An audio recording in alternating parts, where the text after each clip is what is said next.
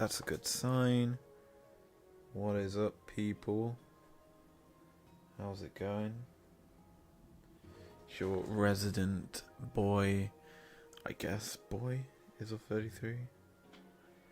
Welcoming you to the stream. You already know what this is by now. We're going for it, boys, because we've got an absolute worldie of a matchup today. If it wasn't abundantly clear by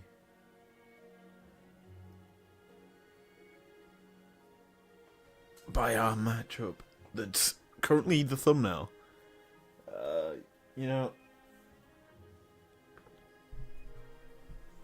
There we go. Let me just stop myself, because it sounds like I'm really quiet.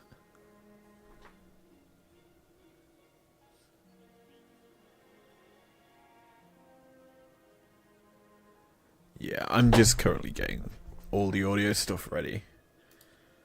And it's pretty interesting.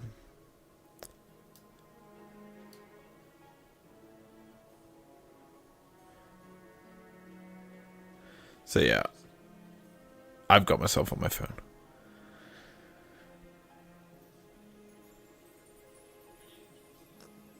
There we go. Okay, what is up, peeps? By the way I sound, we should be fine, he says. I am trialing a couple of things today, of which I can see chat in OBS, which is phenomenally good for me. It means we can do all this analysis stuff with the ability for me to see you guys, and also not have to switch into a new browser or open a browser for it.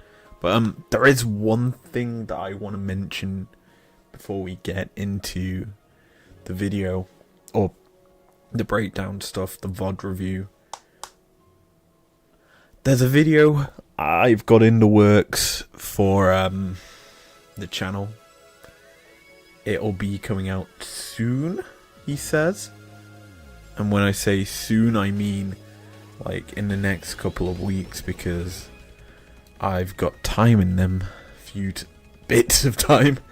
There's genuinely a lot to get done in terms of everything involved with it, and it is a big one, considering the fact that essentially there's new content that came out recently that I need to decide whether or not it goes into the video. But yeah, we shall see with that.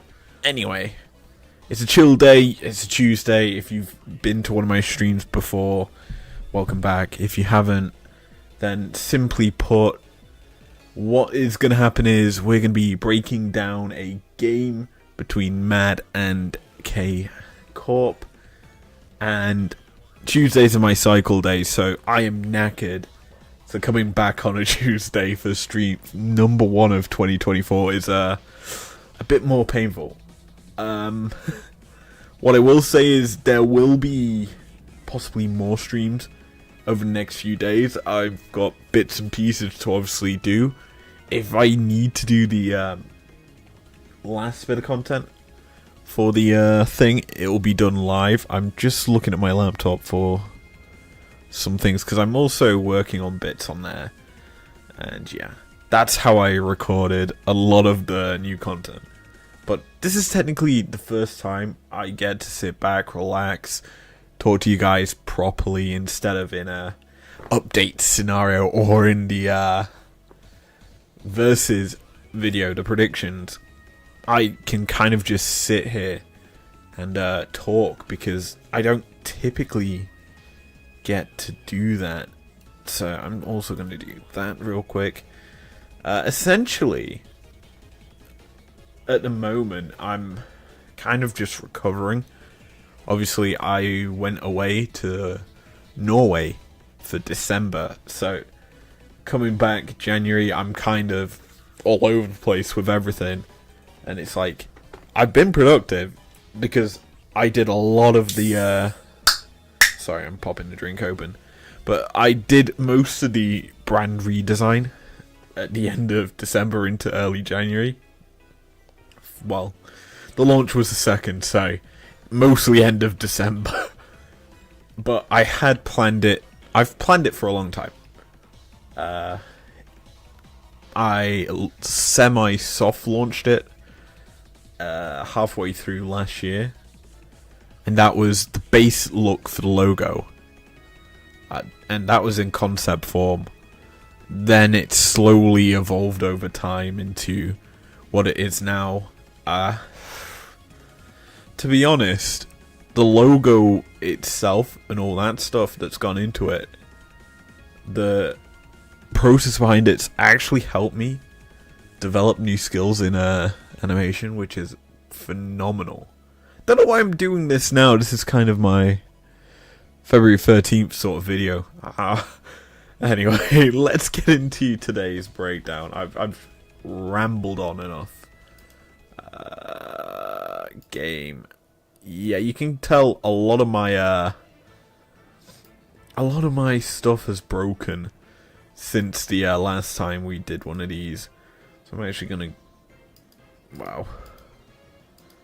Let's get into draft. I will position myself accordingly. Not that. I want to move me up here. Because the LEC have... The draft board is different to the world's one. And it's a different size and a half. So yeah. Carmine Corp. MDK. KC on blue. Mad on red. And, you know, bans have been interesting. So, if you haven't watched any pro games, like, LEC is the first pro league kind of kicking off. At the top level, I should say. It's interesting with how the drafts have been. Because a lot of teams preface different picks, and Nocturne is one of them picks that are like, does this guy, my opposition, play it? Because the only player that's been able to pull it out on stage is Yike, and he's got a win on it. Nocturne's one of them picks that is very feast or famine. It's very strong in that regard, that if you get ahead, you can start to pressure in side lane, split push, that becomes stupidly strong, and that usually gets paired with the likes of a LeBlanc. You can also pair it with Rumble. I'm going off ball here and saying like Yorick is also a good thing, but LeBlanc's been banned, Rumble's been banned. The other side of the rift, Upsets pool being pinched quite heavily. Callista, Lucian removed. Varus also gone. That's 3 ADCs gone. So Carmine Corp should probably preface the ADC here. Aphelios, Jhin, Ashe, all been quite powerful in terms of strong picks that I've seen. Ashe, kind of one of them picks that offers a lot of utility with the glacial arrow being thrown out every 30 seconds if you're a support with the pick. And what do you know? Insta locked in for KC. Could go into Upset's hands, could go into Targamas's hands. It keeps some flexibility in that bot lane, which is a good starting point for KC. Mad should probably lock in their own ADC, and I think they should go for the Xin Zhao. Xin is broken. Give him a Titanic Hydra, stacking with the Q. It's so insane what he can do. And I'm actually amazed Mad didn't lock it in there for Elyoya. As a whole, it would have made a bit more sense, but we're just going down the stack of good picks here. KC actually are going to pick up the Xin Zhao for themselves, which is a big buff, and I also like Azir coming in for them as well. Azir's been one of them very strong picks right now. Akali is the other one, but Akali into Nico, I think that's a difficult matchup if it were to have happened, but, you know, Azir into Nico, you outrange the Nico. Nico just has to be a bit more tricky with the abilities, but, hey. It'll come down to execution in terms of if the Nico can get a very good Pop Blossom off into multiple members, or can the Azir get a big sliding glide into pulling in people? And so this is the interesting thing about this matchup for us here today, is you don't have the atmosphere of K-Corp and Mad. That's the big thing that you're missing. And that's unfortunate, because I can't exactly put that in, because you get the commentary from the LEC over the top of it. Unfortunate. Anyway, let's talk about this matchup as a whole. K-Corp have brought a lot of toxicity to the league. I'm just gonna say it like that. However, they have brought a massive fan base. It's weird. And it's funny, though, that everyone else's response to K-Corp has been saying, go home. Fnatic, day one said bye-bye to K-Corp. It was funny. And Mad here, the way it ends is kind of funny as well. Anyway, back into the draft we go. Sedge picked up for the Madlions. Safe utility. Going into a Xin Zhao, you can survive the initial engage, the burst, the lockup. Plus, if you look at the Ashe and the Azir, both having big slowing effects on their kit, Sedge is an overall very good pick, with her passive able to negate the initial slow. I like it overall for Elyoya, and it is kind of a great pick to see, because it means that he can play safe. He can get his lanes ahead without having to exert too much pressure, as he just needs to be a frontline tank. He can set up as and when needed for the rest of his team. And looking at this draft from K-Corp, a lot of AD is the premise. You've got the Azir. Honestly, I don't know how good it is in current meta, but Anathema's onto the Azir and then just stack armor. You're pretty much unkillable if you are Elyoya with the Sejuani. That's an Akali. I forgot that gets locked in. And it's kind of a big talking point of this game. Merwin is a player who plays whatever he wants. He's been kind of leashed for the first 2 days, but that leash got, I would say, unleashed. Unlocked. Whatever. Day 3, he pulls out the Akali into a Jax. I mean, it's a good pick overall. You can if you outplay the Counter-Strike, you're gonna have a pretty good time bursting out the Jax and overall being a massive threat. But hey, it's gonna come down to execution in the end. You're playing into Cabochard, who is a seasoned veteran on Jax and other picks along those lines, as we head on into the game for the first time this year. Oh, I get to analyze some Season 14 gameplay. Oh, God help me. Don't worry. I will give you my best breakdowns and understanding of the current meta, because this game's very good at setting up a lot of stuff, and I'm stupidly hyped for this one. Hopefully you guys are too, as we head on to the Rift for our first game of 2024. There we go. Boom. I look smaller now, and we got the perfect webcam. I am now a part of K-Corp, and the crowd going crazy. I'm there. Woo! Let's go. I'm now in the Madlions fans. Anyway, look at the start. Obviously, new Rift, new setup. The fan of 5 gets wider, I think is the best way to word it. But that is not what's going to be applied here by either team. K-Corp getting early wards into this bottom river. They've covered off the entranceways, both entranceways it looks like, towards this Drake. And that's kind of an interesting setup to me, because realistically speaking, if Tugmas goes for the ward there, that kind of leads me to believe that K-Corp want to get initial shove and be quite heavy in the pressure.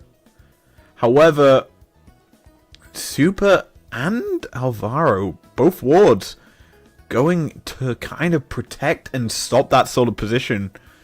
You've got one in the lane. Obviously, they've probably experienced something with Karming Corp putting an aggressive sort of lane early game level 1 sort of play in this bot lane to kind of protect themselves from that. Level 1, the push will always favour the Caitlyn Ashe. Double range with a heavy amount of damage from that headshot coming out from Upset will always secure push, threaded volley. Gonna just slow and allow for easy Piltover Peacemakers to come through. Now, what I will say is the draft and the way supports work now. Bear in mind, there's no longer relic shields, spell thieves. It's all combined into one item. The Explorer's Trinket? I don't know what its name is, but essentially you can kill minions, you can damage the opponents to build that essential gold up to transform it into a warding tool, as well as the fact that it does take a little bit longer to get your charges for this, so they've kind of slowed down in some regards the support's roaming capabilities in terms of the early game. They're not as prevalent as their warding trinkets, aren't going to be as effective. Already we're seeing Elyoya rapping to his own demise? Maybe. Bo saw Elyoya coming down, gonna jump on top of him, but the Zin's out, already taking a lot of damage. Permafrost comes through. Flash over the wall has to be respected, as Bo has to match it with his own summoners. That is overall a worthwhile trade if you are Madlions. Getting the flash out from the jungler. Granted, he has his own dashes. It just means he can't be as effective in this early game. And it does allow for Elyoya to be this aggressive sedge with the backing of Alvaro. But Targamas, he's here. The Ashe throwing out these slows. Heal popped. Alvaro being slowed down, whittled down. And Karming Corp continuing to chase. Super not in position to kind of provide some deterrence for K-Corp, and First Blood goes over to the blue wall. As a whole, that is a very strong and worthwhile play for K-Corp. Honestly, Elyoya did go quite aggressive, obviously. With the fact that Zim burnt Flash, you thought, I can bully him out of jungle. But the fact is, you're pushing way too far forward, considering Upset and Targamas are still both down there. And as such, he kind of gets his support killed, who, bear in mind, flashed to get sums out from Bo in the first place. So, realistically speaking, that is a very big play, as in the mid lane, that's going to be a massive burn of damage onto Seiken, who's forced to flash away. That was a great handshake out from Alvaro. And what we're already seeing is this Renata burning summoners across the map, even though she gave up her own life to get essentially sums out of the lane opponent. This is going to mean, though, in the mid lane, a bit more of a favourable matchup for Frescovi. He can kind of dominate the lane a little bit more. I looked down at the minimap there and saw Aphelios mid, and I thought, super hard lane swap, but then I remembered it's a Nico in the game. Now, taking stock of how things are going, Aphelios building up towards that Storm Razors, kind of expect that to come through as his first item, as it's seen currently as a very broken item. Just the amount of crit that it provides is stupidly high and insane. Looking topside, I'm intrigued what build Merwin goes with this Akali, because you can go with the Stormbringer and have that massive burst damage, the AoE burst, when you execute a target. Or you could go for this more like sustain build with Riftmaker. Anyway, Bo caught out in the river. No flash. Handshaked back.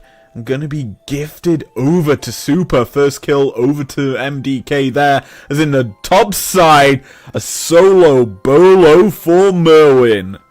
Welcome to the LEC, Cabo Shard. You've returned to be solo killed. That's a big kill over to Sakali as well, because that's going to mean Jax has less prevalence in lane. Also, no TP. That's certainly going to be quite a few CS denied. Mid lane, a bit of trading back in by Saken. Does a decent amount of damage to Frescovi's health bar. Obviously, it's hidden away now behind this Aphelios one, but we take a look again at this top lane play. Counter-Strike gets used. He's unable to stun up the Akali. Now with no protection, he's just going to be run down, bursted out. Grandmaster's Might comes out way too late because the perfect execution gets the kill. And the crowd goes wild. The MDK fans taunting Carmine Corp. And you love to see it. Back to live. Ace in the hole used. Super taken below a half its HP. Bo down here as well. Chasing. That's Severum not going to be enough. And that's going to be an easy kill for Bo. Almost taken out, however, by the tower. But the trade on the other side of Rift. That's going to be Void Grubs picked up for Alyoya. And for this MDK squad. Honestly, I like this pickup for Mad more than the kill. Don't get me wrong, it's a great responsive play out from Carmine Corp. They see that these grubs are dying with the Hawkshot. But the fact is, if this Akali is going to be sat in side lane for most of the game, she's going to be quite hard to deal with in terms of being able to sit day in lane against her. Because we've already seen a solo bolo 1 kill. She's going to be a bit too strong if she goes full burst. And as such, realistically speaking, she's just going to be a nightmare with 6 Void Grub if Madlions are able to pick it up. Because bear in mind, you need 5 to get the double Void Grub spawning in lane. And that's kind of something that I've realized has a little bit more strength than you may notice. Because Herald obviously spawns Void Grub if you crash it into a tower. If you hit a tower, you spawn Void Grub. It's all dependent on how you play the actual lane. And Akali in side lanes is, don't get me wrong, it's not the best pick in terms of killing towers quickly. But she's still able to do a lot of work if you're unable to lane against her. And as such, she can bully you out quite quickly, quite effectively. As already going into the possibilities of a fight. However, the game announcement on Kill Air Dragon signifies that Mad are backing away because they've slain the first Drake of the game. Cloud Drake goes over to them. Carmine Corp. That's something that I'm very, very critical of, is the amount of objectives you're giving over. First set of Void Grub, as well as the first Drake of the game. That's been something that we've seen quite a bit. Nice, my dog's barking. But it's something we've seen quite a bit to start the season off, is the amount of teams heavy focusing objectives. And it's kind of very interesting. Jesus, my dog is so loud. But essentially, teams are focusing objectives and giving up pressure in lanes, a hell of a lot of pressure and kills. And while they're getting these objectives, that's not always translating it into the advantages. And that's something quite big, as the Enchanted Crystal Arrow whiffed there by Targamas.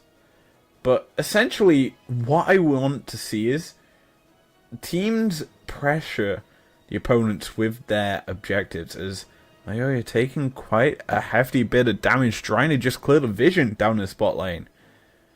I'm looking at Bo. He's counter jungling away.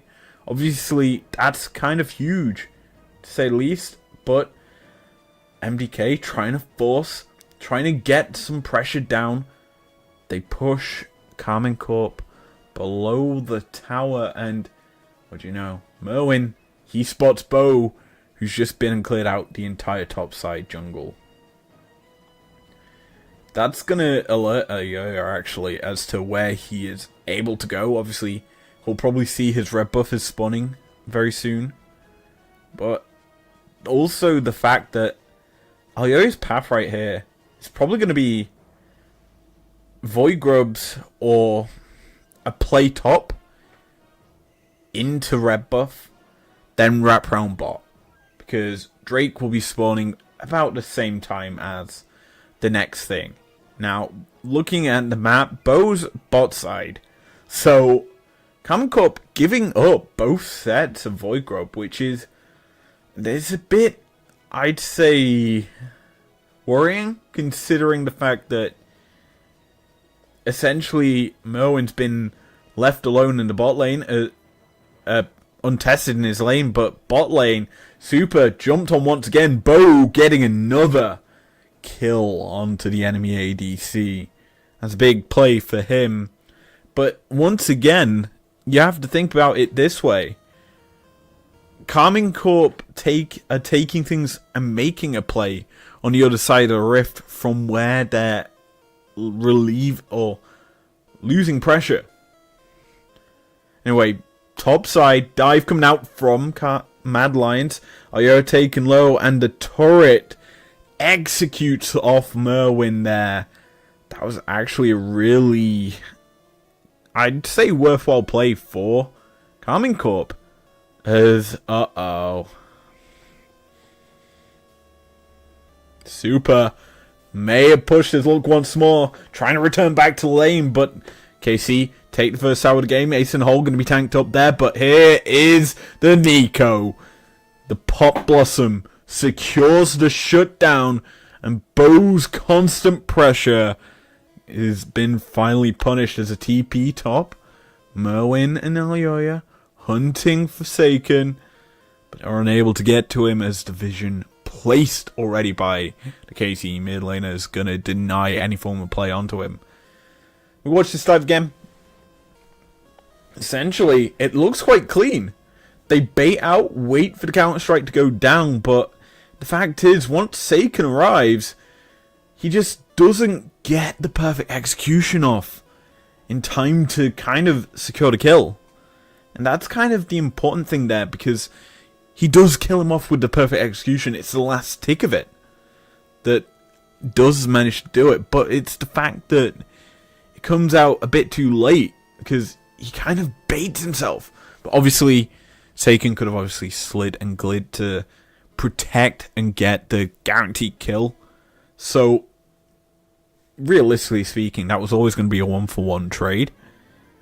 But it almost looked like K-Corp outplayed it. Even though Merwin could have pressed the second part of his perfect execution whenever. He was always going to die.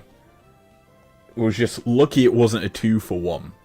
Because Alioya tanked up a lot of damage there and could have honestly been chased out. Anyway, second Drake of the game, picked up by the Madlions. And what do you know? Another Herald on the board for one of these two teams. K-Corp, I'm just looking at Bo. Where is he? He's still bot side. He's looking to counter jungle. Rift Herald's up on the board. He's just going to go steal away these camps. He's possibly going to get onto Frescovi, but there's no chance of it. Now that he's showing bot side, that just gives Alioya and Merwin free execution onto this Herald.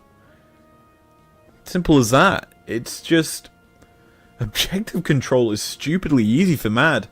And the big thing is, sure, this Xin is getting super fed off CS. Sedge doesn't really care. She's a tank. She's a frontliner. She doesn't care about the farm. She just cares about getting to the items eventually. She just needs to build health, build armor, and she's fine. She's good. just needs to be kind of a sponge. But you don't need a lot of gold to get that. And the funny thing is, he's only down, sure, he's down about 40 CS. But you look at what he's been able to pick up for his team. He's picked up Herald, 2 sets of Void Grubs, 2 Drakes, and what has he lost? As Enchanted Crystal Arrow, thrown out, Targamasto, caught out, jumped on, ignited, down, and that's going to be an easy solo kill for Merwin. TP's coming through, but the hostile takeover keeps Cabochard at bay. Pop Blossom gets on top of the Jax, and he's going to be ran down. Super gets a kill there. K-Corp, though, aren't giving up that easily. Upset, coming over the wall, chasing down, and the win becomes lightning. Allows for Bo to get the execute. Honestly, I'm going to say this. Wrong person to pick up that gold. Sure, you got a 1.7k gold lead over your opponent. You probably prefer the gold to be in Upset's back pocket. Anyway, watch this play again. Bo just comes to steal the camp. And right here, should have been where K-Corp give up the chase. Instead, Targamas oversteps just to land narrow. But the fact is, it was just Bo and Targamas there in 4 members of the Mad Lions. And as such, they just get deleted one by one, chased down. Cabochard TP'd in for no reason. And it's 5 members of Mad chased, essentially, just turning onto 2 members. Overall, it's a bad play from K-Corp. And just poor execution around the team fight. Now, on live, Harold dropped, Void Grub coming out. Second charge possibility is going to come through here. You have to feel Upset, unable to deny the charge, and more Void Grub come through. Red-white guns full super means a second tower falls. That's 2 towers to possibly 1. But that's the possibility of a kill. Pop Blossom onto the backline. 3 members knocked into the air, even though Thrascovy dies. It's going to be a 1-for-1 trade. Plus another tower in the bot lane.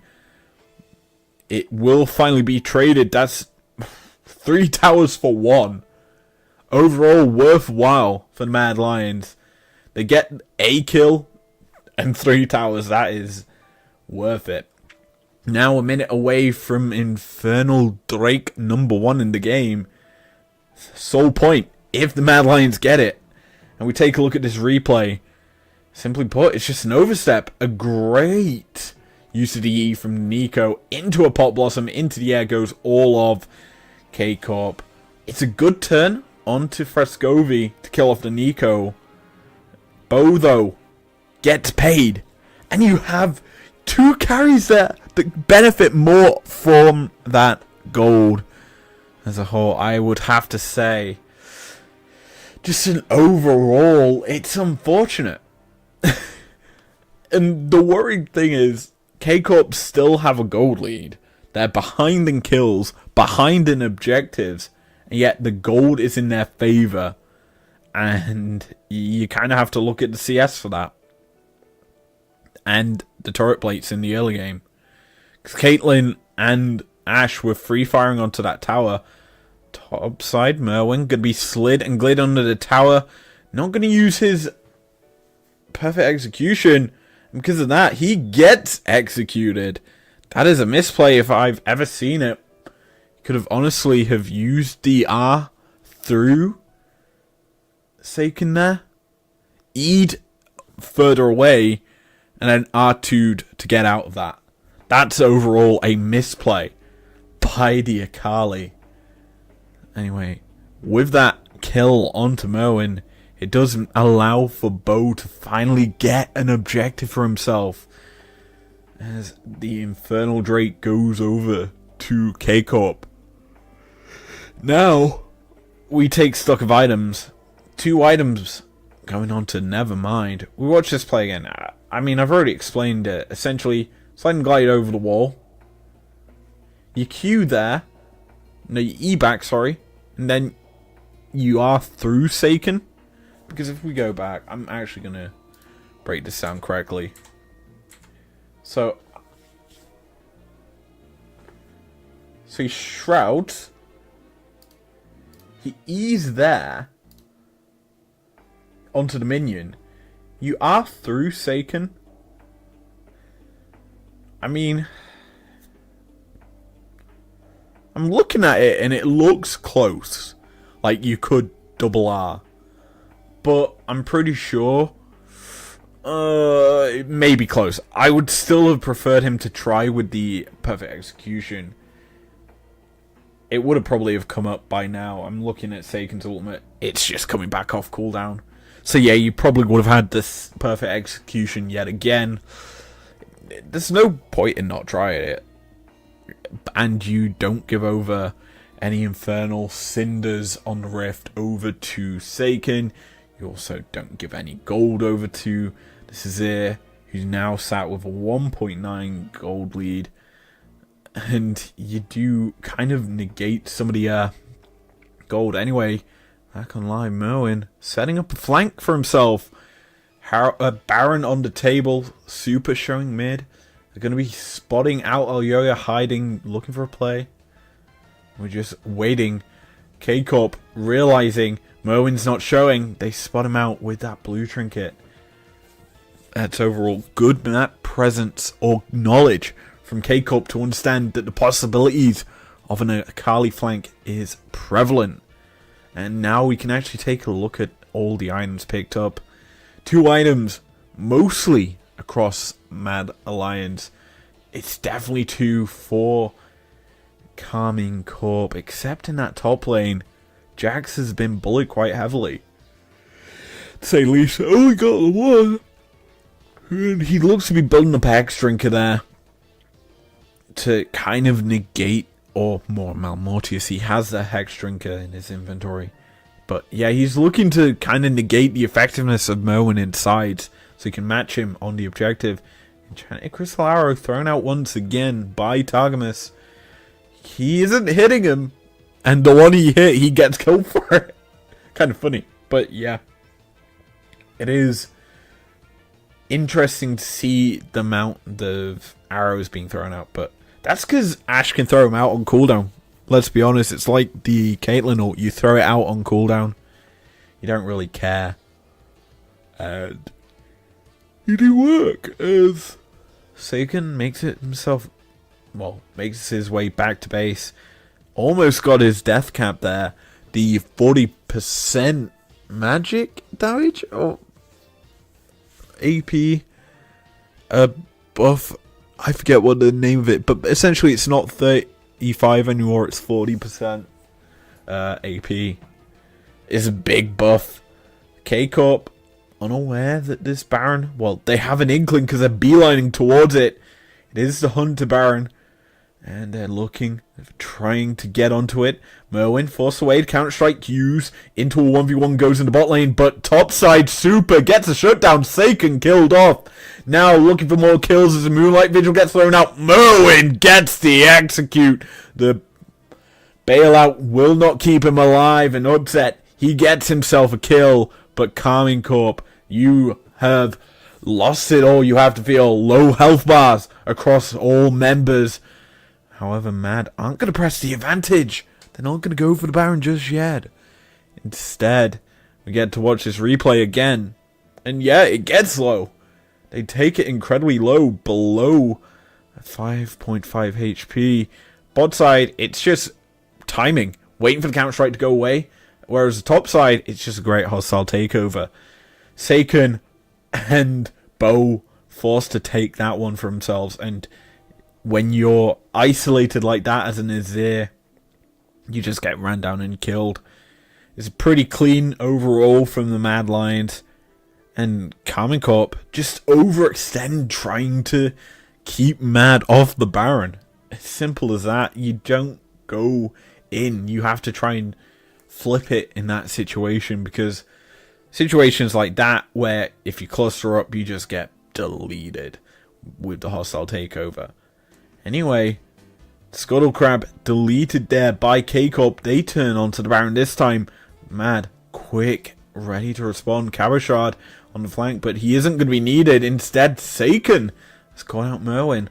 forcing him away, but Mo, and he's going in, he looks for the kill. Seiken, chunk below half his HP, upset though. He's caught out too close to the Akali and gets shut down. It's going to be a 1-for-1 trade though, as Madlions, they're hunting. They see the health bars. Super, red, blue. The ability to throw out the Moonlight Vigil to do incredible amounts of damage is there, but look at that Pot Blossom. 2 members locked up into the air, and Alvaro kills off Seiken. That's a killing spree for Super, and the chase down possibilities are there.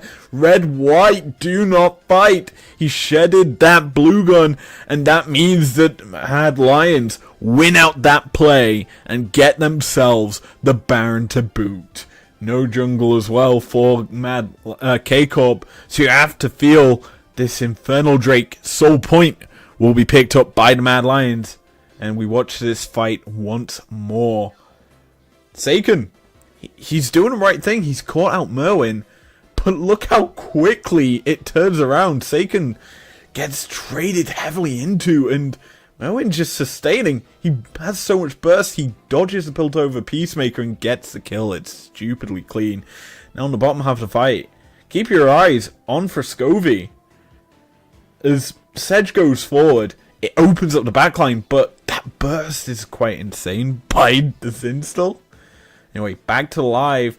Ash Arrow thrown out, Enchanted Crystal Arrow is there, it locks him down, but Jax is isolated, Cabochard is killed, and so you have to feel Wilbo. The bailout was there if Super got taken out, so he would have still stayed alive regardless of that play. That was a very clean fight from the Madlions. As an overextent for what? A Drake steal? You have to feel that's gonna be the crux, the killing blow for K-Corp, is they're finally behind on the gold chart, and Mad, they continue to have a very solid game. The fact that they've been behind gold, they haven't felt it. They felt in control since the early game when Merwin got a solo bolo, and that's just been the story of this one. K-Corp's controlled the goal, but it hasn't really led to an advantage. And this play here is just Cabochard trying to execute Super, but he's going into a Renata and an Aphelios with White Gun. You don't win that play. And as such, with Upset not in range to really do much, he plants the ace in hole and that's it. There's no real damage for Karmine Corp in that play. Bo, sure, he's been ahead for most of the game, but look at the CS. It's kind of stagnated in terms of growth for him. He's kind of fallen behind in terms of the impact, as that gold lead was 1.3, 1.4 about 10 minutes ago. And now it's only a 700 gold lead over a Sejuani. A Sejuani. A tank that really doesn't need the gold. So realistically speaking, this has just been Madlions controlling objectives, controlling the map, setting the tempo, while allowing Karmine Corp to feel content with how the game's going. Like, early game, Bo got ahead because he killed Super twice. That's it. He didn't really do much other than farm. And now when it gets to late game team fighting, his impact is kind of stagnated due to how the Madlions have played this game. The fact that you've got a Renata to peel so much of this dive that Karmine Corp has. The handshake just pushes them back so that an Emperor's Divide can't really get onto Super. If it does, he gets bailed out. And with how well Super's been controlling these guns, he's still got red-white right now. Granted, the red gun's probably going to fall off soon, and I assume the white gun will go soon. But, like, realistically thinking, he's always got the right guns for a team fight. Now green-white, which is great for this long-range harass under the tower. It's just really well played, considering you're controlling the right guns for when you need them. It's just, I'd say, phenomenal class in terms of playing this champion. Now, with the siege continuing forward, the Void Grubs secured earlier in the game is going to pay dividends for the Madlions as once again another Ash Arrow goes blazing wide. The hostile takeover comes through, and the Pot Blossom tags onto Bo. He's forced to go in, and this looks like the final play coming out from the Carmine Corp squad. They caught out Merwin and are able to shut him down, but the Moonlight Vigil won't get a kill. That's overall a worthwhile play for Carmine Corp, as they deny the aggression in the bot lane for Mad. As Baron wears away from this Madline squad. Never mind. Targeters deleted. I'm so confused as to how he dies there. So, I want to watch. He steps forward. He could thread a volley there. The W cooldown is what? 4 or 5 seconds? He probably would have it there. So he could have literally thrown it out. Instead, walks headfirst into a handshake, rooted in place. Scovey can auto, Graviton root, boom, dead. And the funny thing is, Mad missed like 3 or 4 skill shots there. And they don't get punished. Never punished. And with that, it's essentially over. That's the easy way to word it. Inhibitor down in the mid lane. But yeah. Watch this play, the Void Grubs destroying the tower. It falls. You throw out the hostile takeover to kind of keep Carmine Corp away from like this tower so you can secure it. But this is overall kind of good work from K-Corp. You keep Mad back as Merwin goes in, so that you essentially can just kill off the Akali, who's just being a little bit of a menace. Now on live, Infernal Drake, Soul Point, secured by Mad Lions. Now, K-Corp though, turning towards the Baron, the trap line set up, still is pathways in, you have to feel, as Targamas caught isolated, forced to flash away. Now the run through comes through, the hostile takeover lands onto 2, the handshake is perfect, and Bo is caught and executed off. Merwin on top side will fall, but look at Super. A triple kill for the Aphelios, make that the quadra, and he's looking, he's hunting. The ADC is undenied, you have to feel here.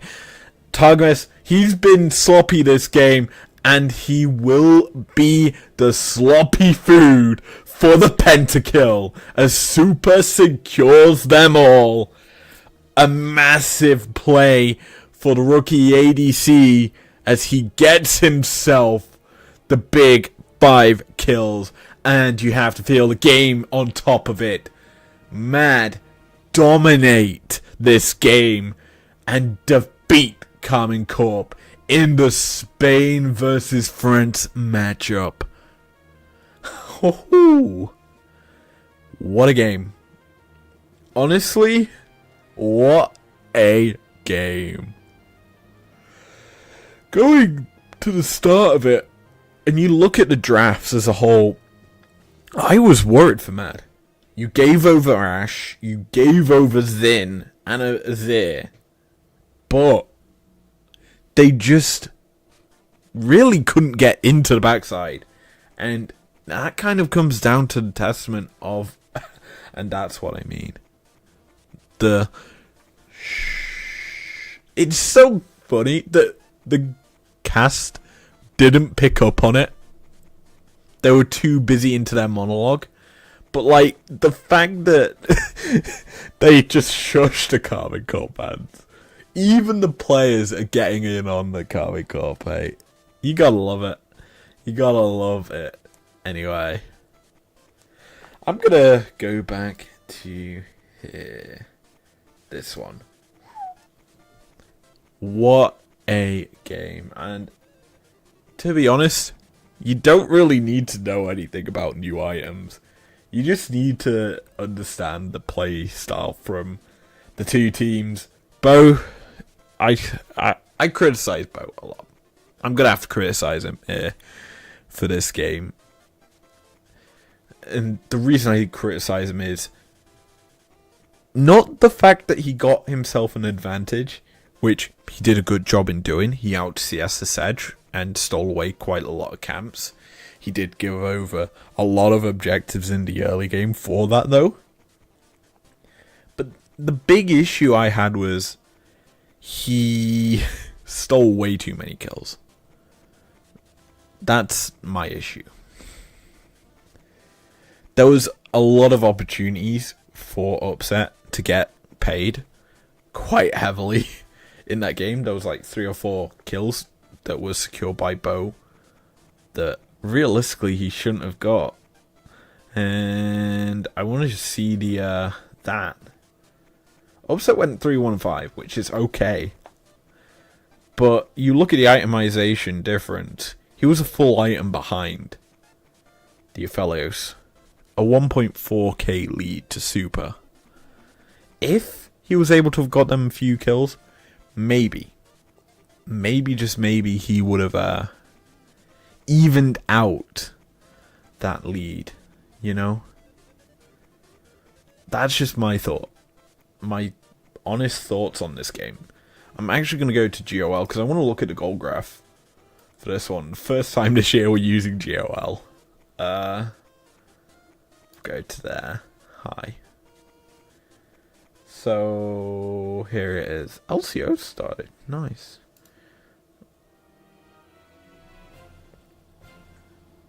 I'm just looking at these graphs. It's insane. Some of these stats already. The fact that Comp got 11 kills against you, dude, is funny. The annoying thing is, that's the game I went against Rogue. Generally one on the weekend. Oh boy.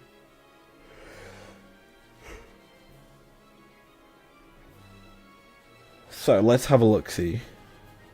I'm actually amazed he's on that graph, by the way. 2 Rogue players on there. I'm intrigued by some of these stats. Like, I haven't looked at this yet. I need to properly have a look down after week 1. So let's have a look see. K-Corp Mad. That goal graph. Yeah.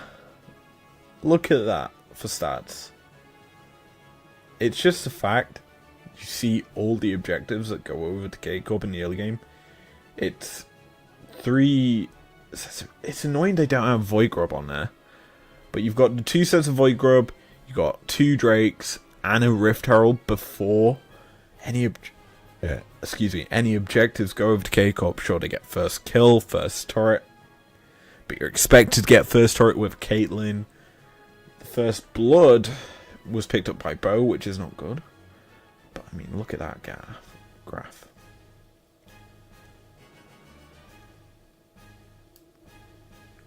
That's quite close, to say the least. That is not close.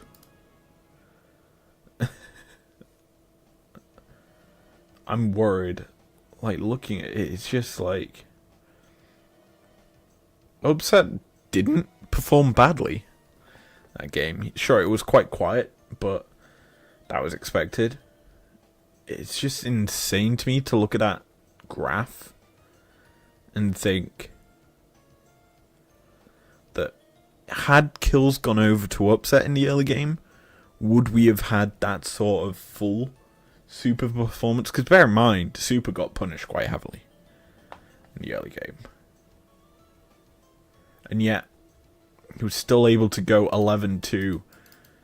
Them 2 kills, deaths that he suffered, were from Bo. You can kind of understand my frustrations in some of this. Anyway. An interesting series. I'm just going to look at the bot lane as a whole.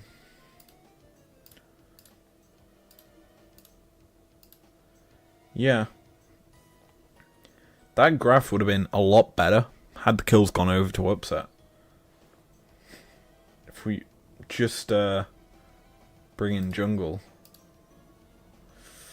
Yikes. At the same point, Upset took the advantage. Bo slowed down his growth. And that's just insane.